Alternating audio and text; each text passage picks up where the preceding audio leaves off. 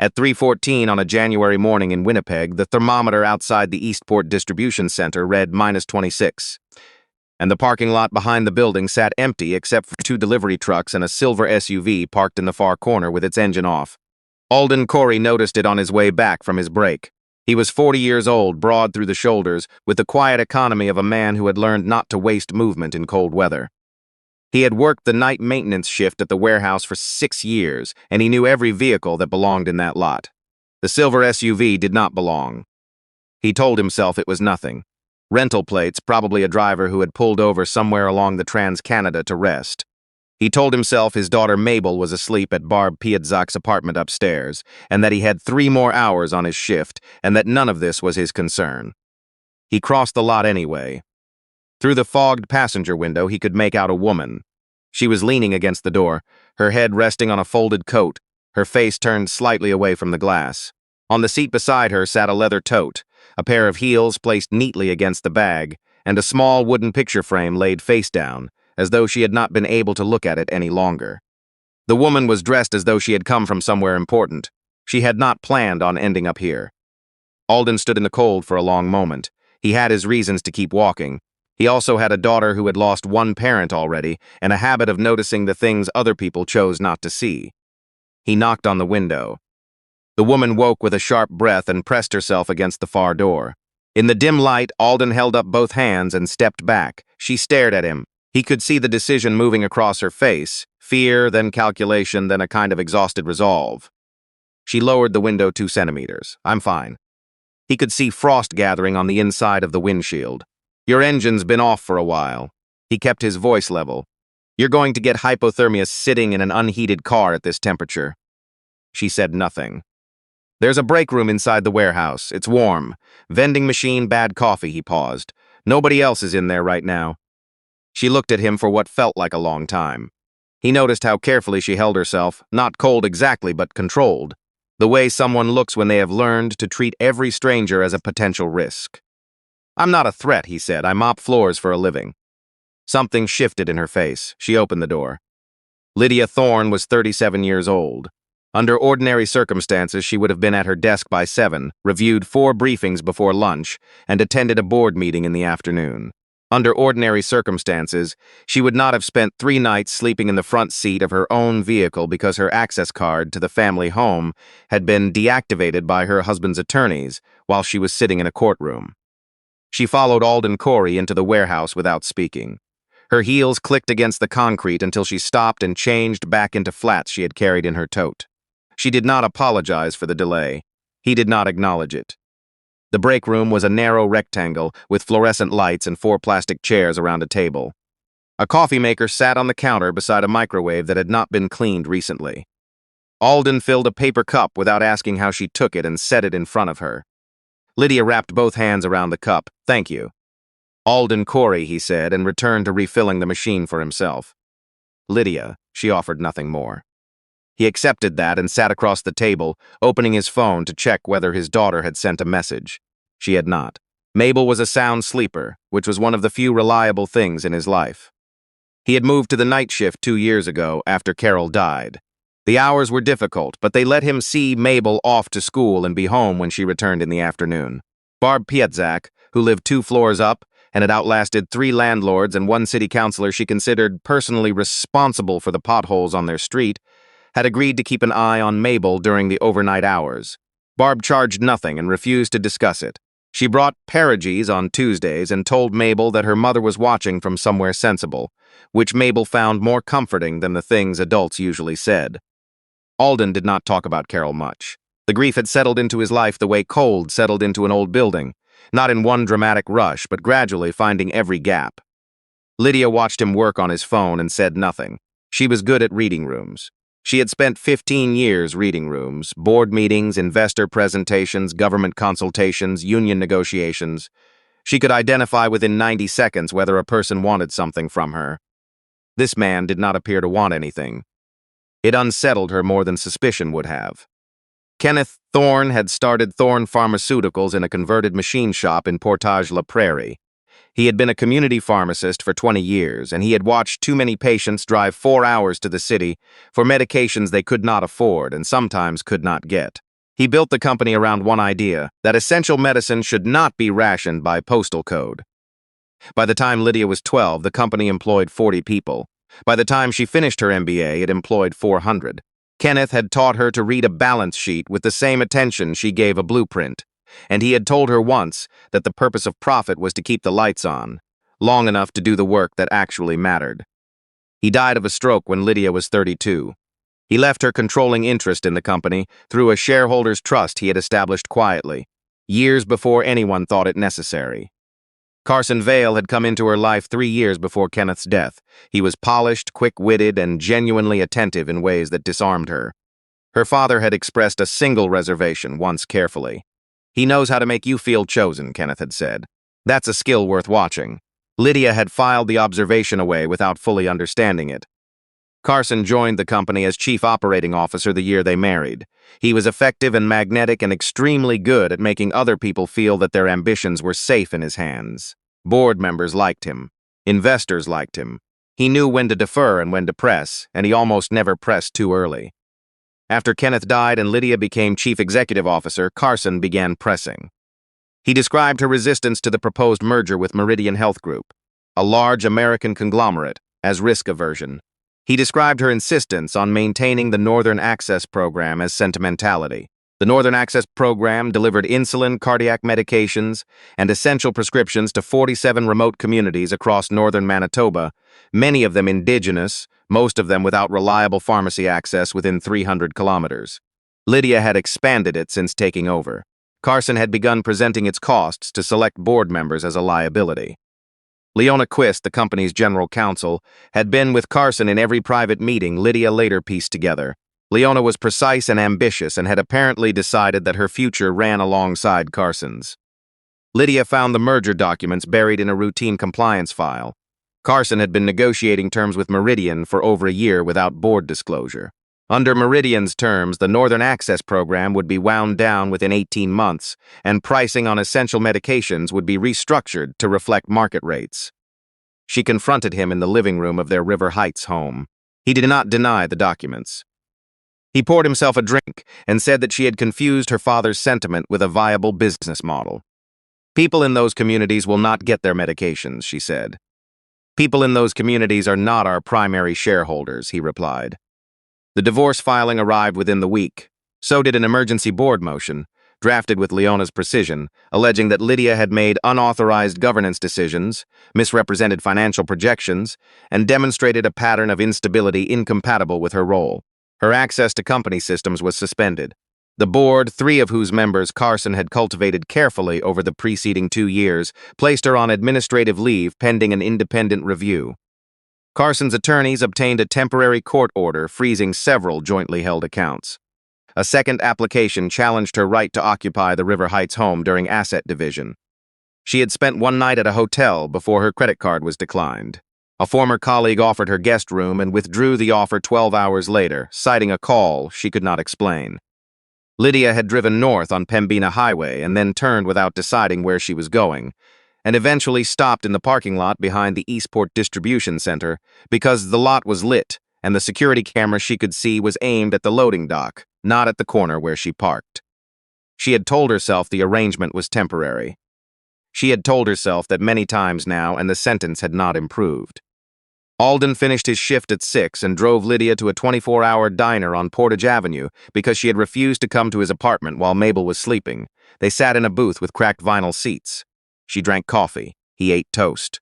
They were both quiet for longer than was comfortable, and then less uncomfortable than it had been.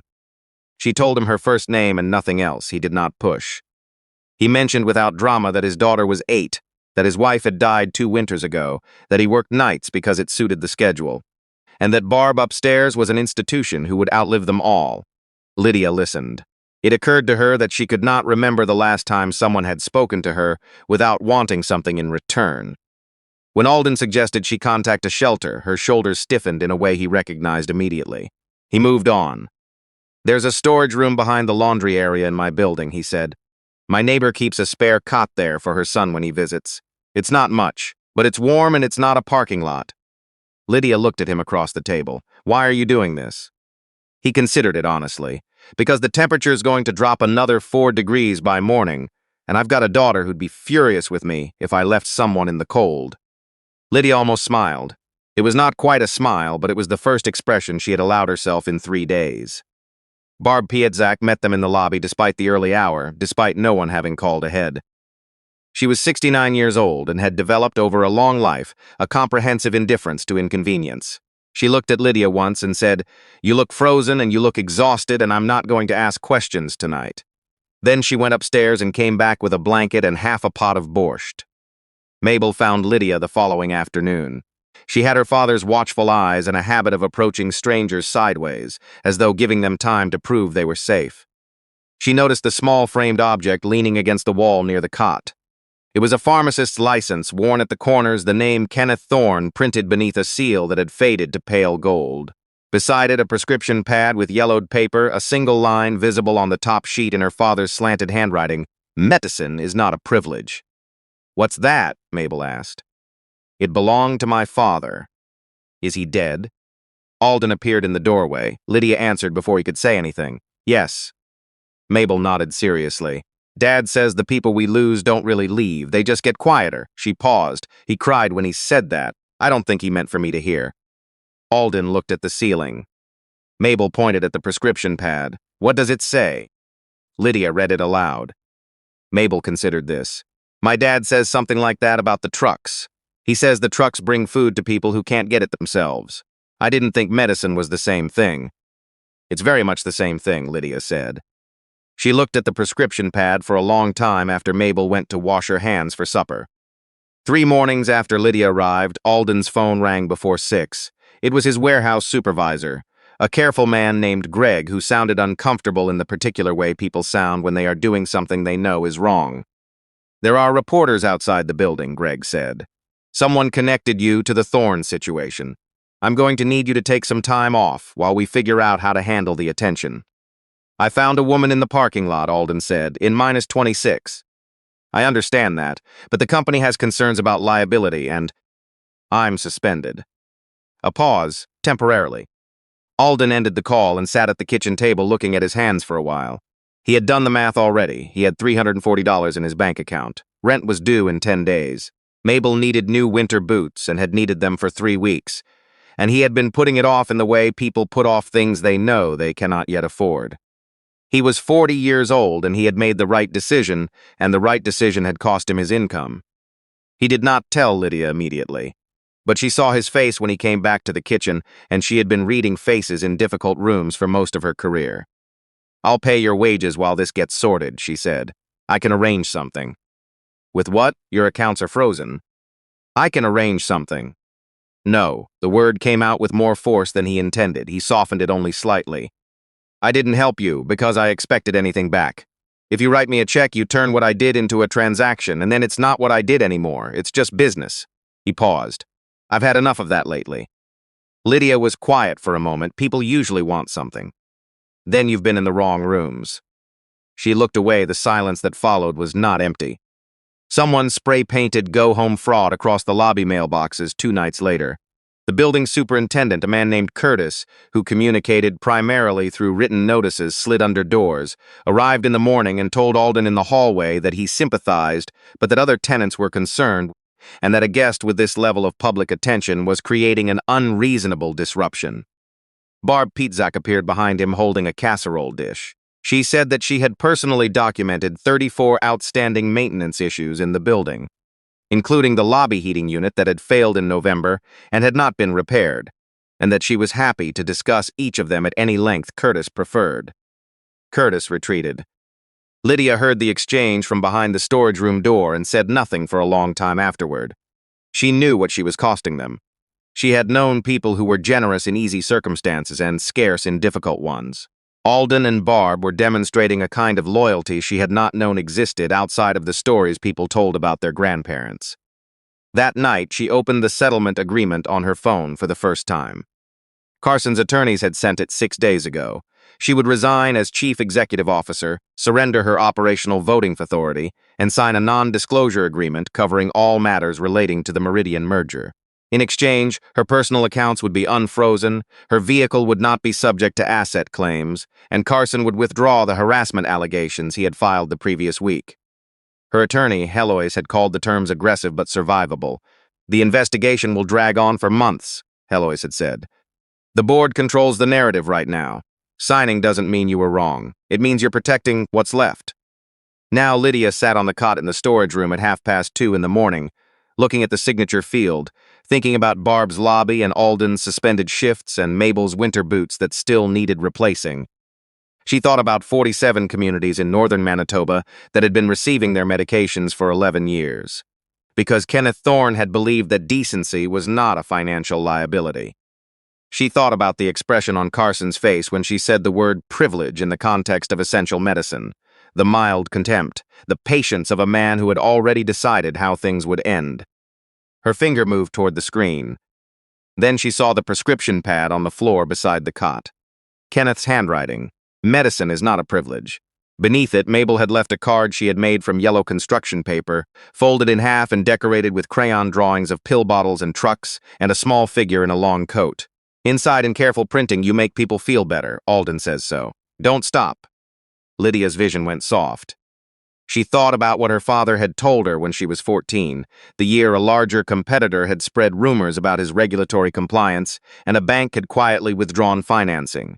Kenneth had come home late, frightened in a way he tried not to let her see. She had found him at the kitchen table with an invoice for a legal consultation he could not afford.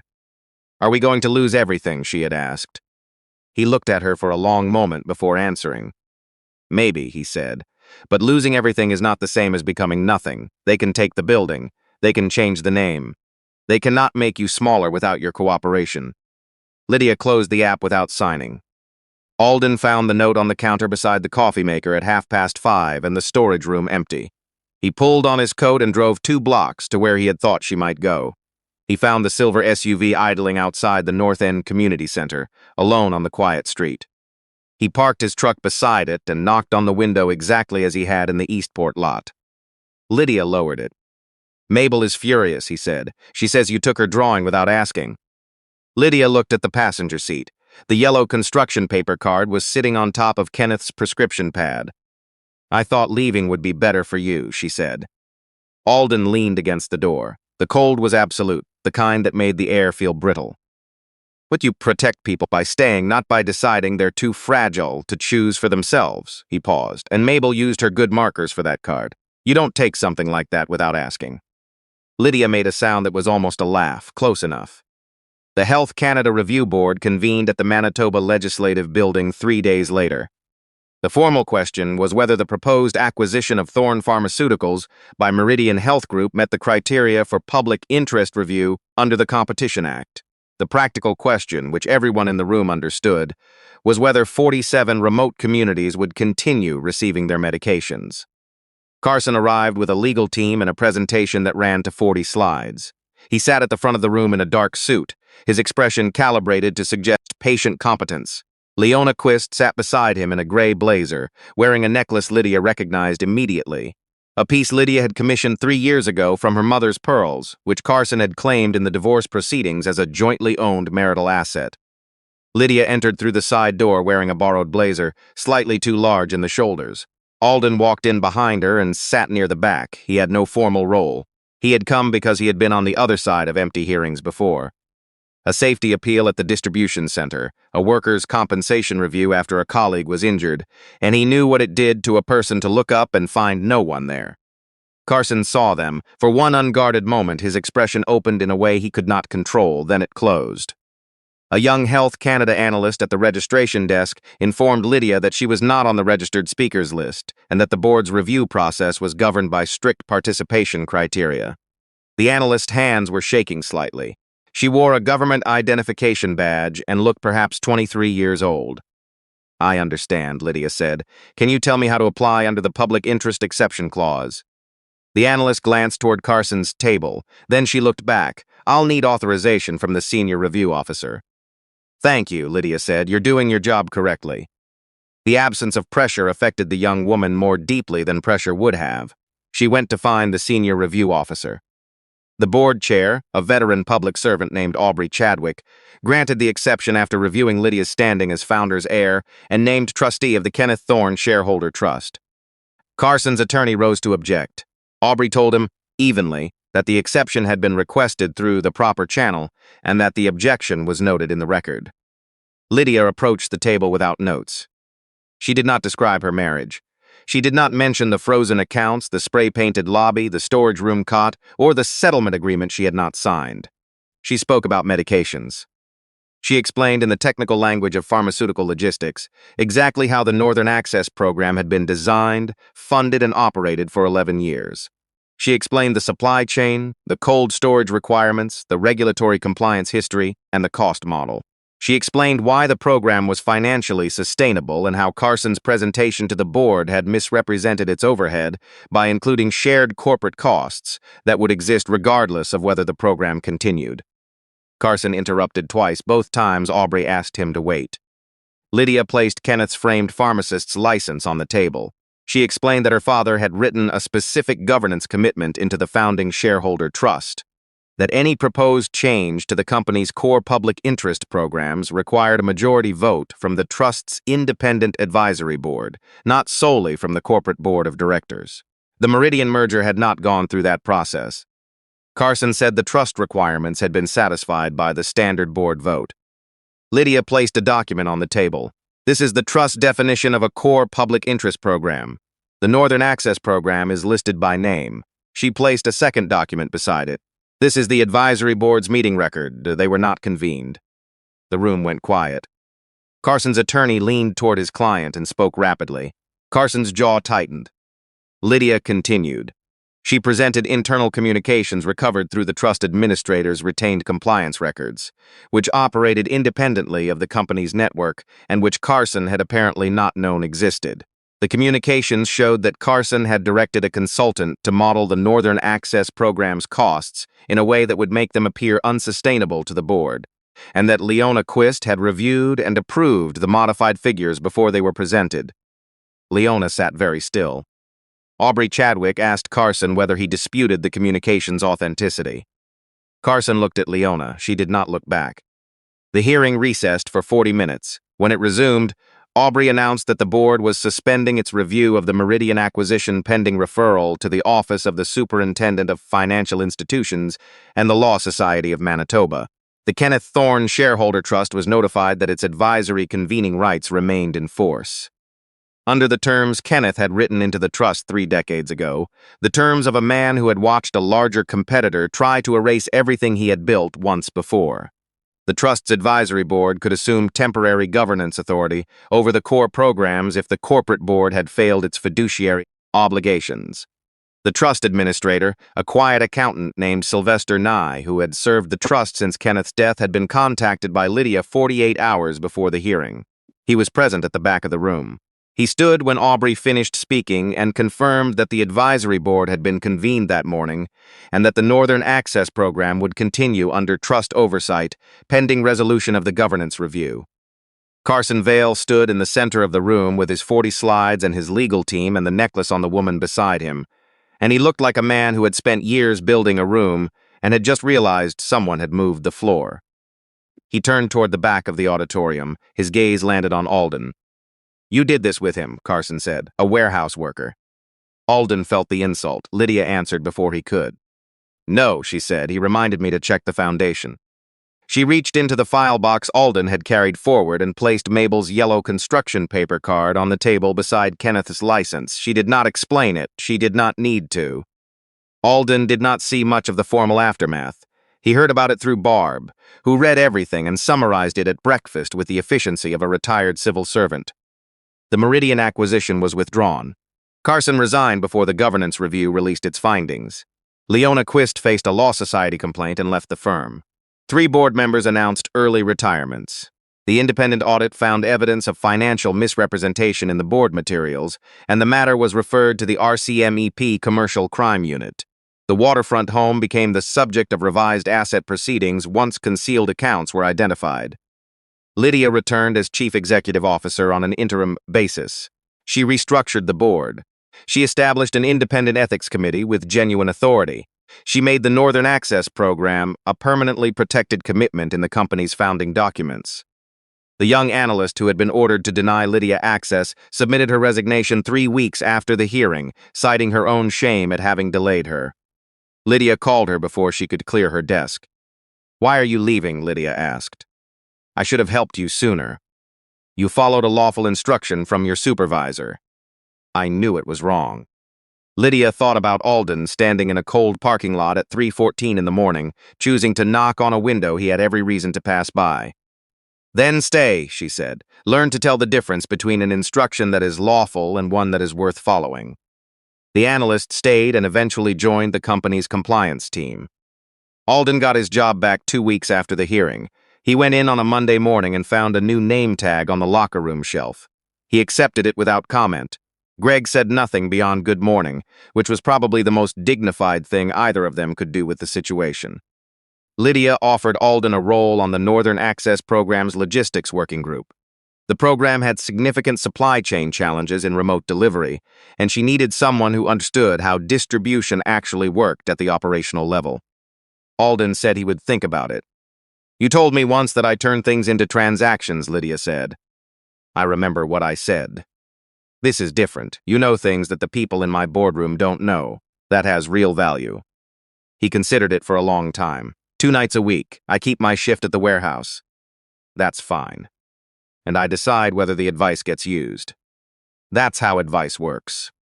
He sat on the advisory committee for the following year and identified 19 logistical problems no one else had noticed, because no one else had ever driven a truck through a northern Manitoba winter, wondering whether the loading bay doors at the other end would actually open.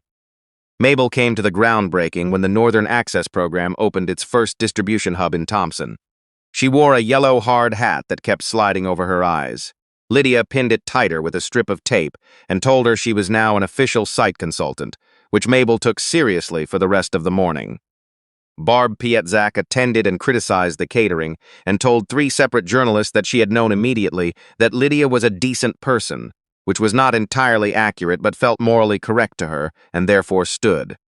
Lydia's mother, Evelyn, came in a wheelchair. Her vision had narrowed in recent months, but when Lydia crouched beside her and described what was going up, the cold storage units, the loading bays wide enough for remote community transport vehicles, the heated waiting room with chairs designed for elders. Evelyn squeezed her daughter's hand without speaking. Kenneth's prescription pad was framed behind glass near the main entrance.